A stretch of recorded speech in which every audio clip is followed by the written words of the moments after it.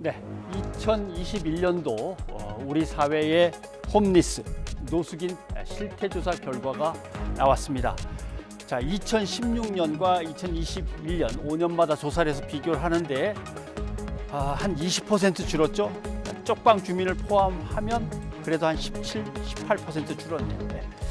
홈리스, 노숙인 이렇게 부르지만 거리에서 지내는 분, 임시시설에서 지내는 분, 자활, 재활, 요양시설 같은 시설에서 지내는 분, 그리고 쪽방에서 지내는 분, 이게 거주 형태별로 분류를 합니다. 거리에서 지내는 분들만 따로 한번 보겠습니다. 한 1,600명 정도 전국에 있고요. 75%가 수도권에 있군요. 예, 지역별 숫자가 나오고, 왜 거리에서 지내십니까? 실직, 사업 실패, 가족의 해체, 이렇게 순서대로 돼 있고, 5년 이상 거리에서 지내는 분이 56%네요. 남녀 성별로 따지면 남자가 70, 여자가 한 30 정도로 남성이 많습니다. 2016년과 비교해서 드러나는 문제점들을 정리하자면 이렇습니다. 술 마시고 문제를 일으키는 경우라든가 우울증 같은 경우는 점점 줄고 있습니다. 근데 코로나19 때문에 일자리 구하기가 어려웠다고 이번에 얘기가 많이 나왔고, 그 다음에 각종 사회복지 서비스가 있는데 전달이 잘 안 됩니다. 퍼센테이지 보시면 아시겠죠? 한 60에서 대개 머물고 있습니다. 이게 뭔가 충족 요건들을 조금씩 갖추지 못하셔서 그런 건지, 아니면 전달 체계 자체에 문제가 있는 건지 좀 더 들여다봐야 될 것 같습니다. 가장 두드러지는 게 몸이 아픈데 병원에 가지 않는 비율입니다. 한번 보십시오. 거리에서 지내는 분들은 이게 계속 늘고 있습니다. 병원에 가야 되는데 못 가는 숫자가 늘고 있고, 시설과 쪽방에 계시는 분들은 그게 또 줄고 있습니다. 자, 한 7%가량 늘었습니다.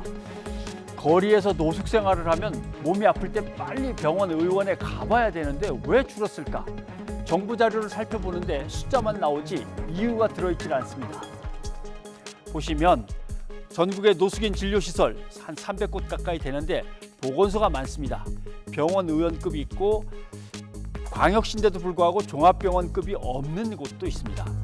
특히 많아야 되는 게 어디냐면은 노숙인들이 지내는 작은 도시, 큰 도시의 마을에서 쉽게 의사를 만날 수 있는 마을의 작은 의원들이 많아야 되는데 그거는 한 열 몇 군데밖에 안 된다고 합니다.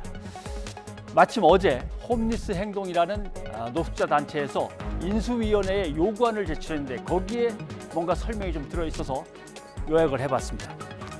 자, 노숙인들은 돈이 없기 때문에 의료급여를 이용해야 되는데 그 의료급여를 이용할 수 있는 진료시설은 아예 딱 지정돼 있다는 겁니다. 또 가서 대기하고 접수하고 처리하는데 시간이 길고 치료는 간단하게 받고 나온다는 거죠. 그래서 6시간, 5시간 기다리려니 안 가는 경우가 많다는 겁니다. 그 다음에 병원급 노숙인 진료시설이 지정이 돼 있는데 이번에 코로나19 때문에 코로나 전담병원으로 다 바뀐 겁니다. 그러니까 또 갈 곳이 없어진 거고, 그 다음에 조건이 까다롭습니다. 노숙인이라고 해서 지정병원에 다 갈 수 있는 게 아닙니다. 노숙 3개월 이상, 건강보험에 가입돼 있지 않거나 6개월 이상 돈을 못 낸 노숙인, 이런 식으로 조건이 또 까다롭게 붙어버립니다. 자, 이런 상황입니다. 노숙인 진료시설 지정제도가 노숙인을 위해서 활발하게 가동되는 게 아니라는 얘기입니다. 심지어는 민간 병원들이 우리 병원은 노숙인 받는 병원이 아닙니다라고 거절하는 법적인 근거가 되기도 한다는 겁니다. 차라리 폐지해달라는 게 노숙인들의 요구입니다.